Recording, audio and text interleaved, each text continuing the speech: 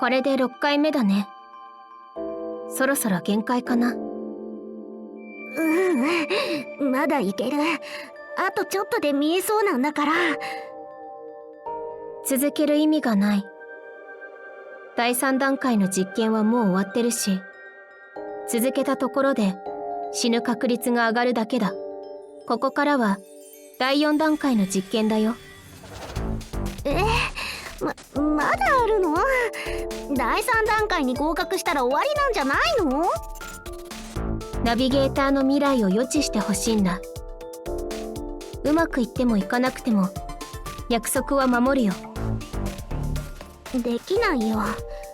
初めて会った時、ダーリーの未来が知りたくてルールに背いて予知能力を使ったの。でもできなかった。それどころか死にそうになったんだよ。見えたのは総務が作り出した未来の断片だけ。ルール？まあ自分で作ったお約束というか、人の未来を勝手に覗かないことにしてるの。なぜそんなルールを設けるの？倫理的に問題あるとか？多分。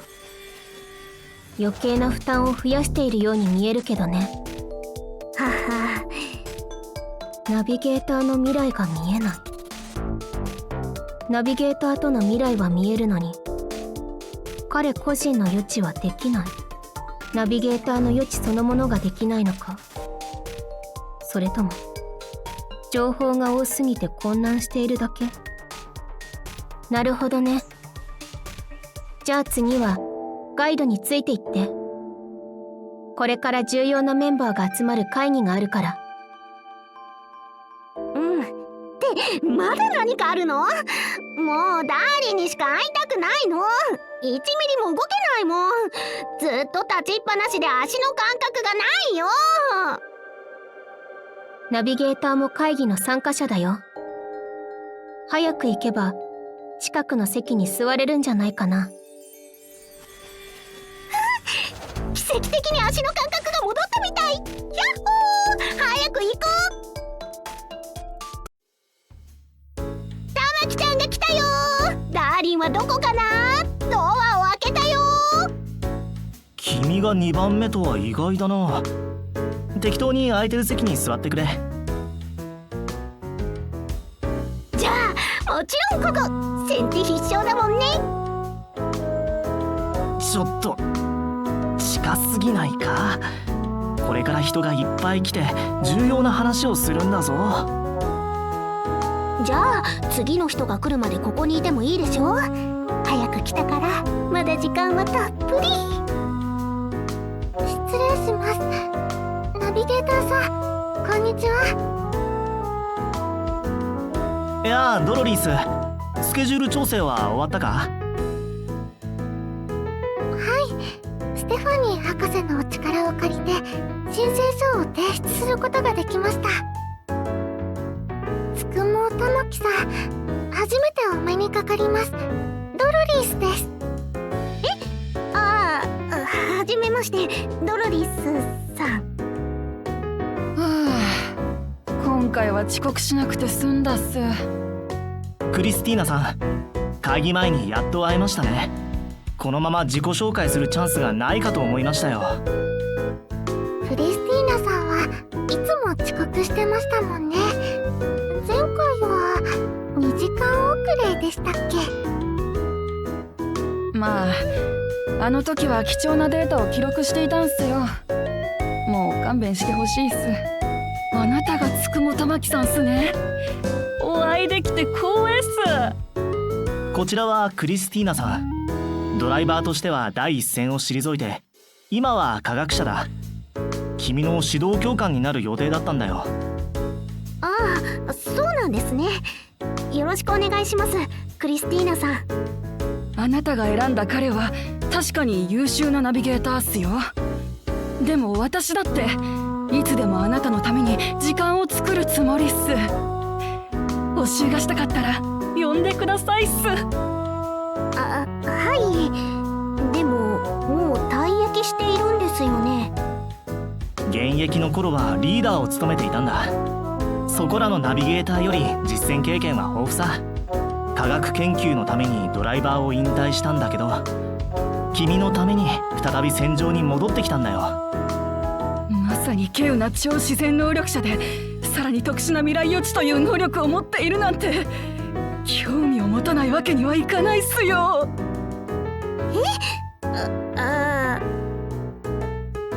クリスティーナさん、少し落ち着いてください。情熱的な自己紹介ありがとうございました。これで彼女もあなたの真意を十分に理解したと思いますよ。さて、用事がお済みでしたらあちらにおかけください。はあ、とりあえず今日はこれくらいにしておくっすかね。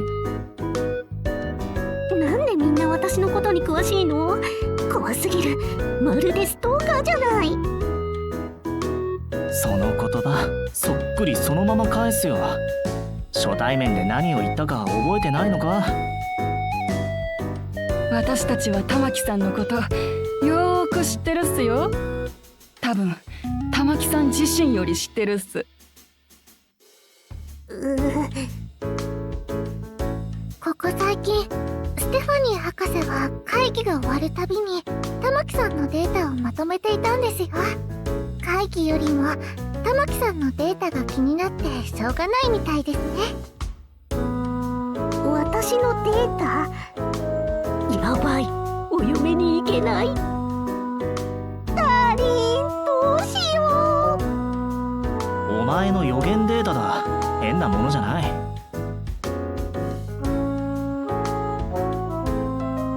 ここ数日で17回も現在の発生を予知したんすよ。異常な発生率に対して的中率 100%。 本当の未来予知っす。そうだ、私の研究室で定期検診をするっていうのはどうすか？予知がしたくなったらいつでも自由に来ていいっすから。そんなの死んじゃうよ。今でさえダーリンとの未来があるからなんとか耐えられるのに。ちょうどいいじゃないっすか。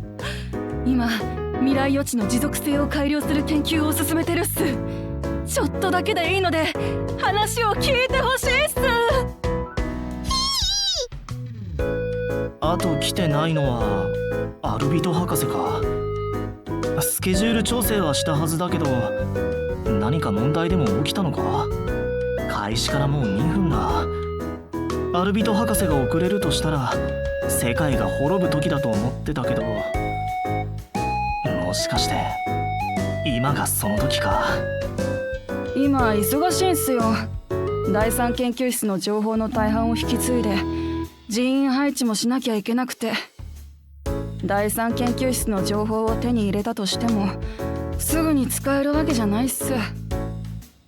嫉妬の一件で第三研究室が壊滅するまでお互いの交流はなかったっすから、まず情報を解読するところから始めてるっす。そのせいで私も徹夜続きっすよ。目のクマが日に日に濃くなって。それアイメイクだと思ってたら目のクマだったんですね。大丈夫ですか？休まないとお体を壊しちゃいますよ。やっぱりそう思うっすか？整形で目のクマを取るのはどうすかね。みんなをびっくりさせないように。本質的な解決になってなくない？さてどうするかな。アルビト博士がいないと会議が始められないし。なるほど。今回の会議にはつくも玉木もいるのか。悪くないサプライズだ。アルビトさん、読むだけでも苦労する山のようなレポートを全部片付けたんすか？あれは放置だ。あんな論理的でないレポートを読むよりテーマに基づいて再研究した方がよほど早い。なんか怖そうな人。アルビト博士はいつもあんな感じだ。安心しろ。まあ一応仲間でしたし、それくらいにしときましょうか。元よりどうでもいいことだ。それよりもこちらの方がよほど興味深い。ステファニー、会議を始めてもいいか？どうぞご自由に。ではくだらぬ前置きはなしだ。本題に入ろう。現在貪欲のコアと嫉妬のコアが完全に収容されていないため、ダニューブで現在の発生が続いている。コアの運搬のために大規模な軍隊を動員することもできず、状況は悪循環に陥っている。我々はできるだけ早くコアを第一研究室に運ばなければならない。ステファニー、他の箱舟からドライバーを派遣してもらうことはできないか？それは無理だね。高位現在の出現で各地の総務の発生頻度が上がっているんだ。各支部の警備レベルは上昇する一方だよ。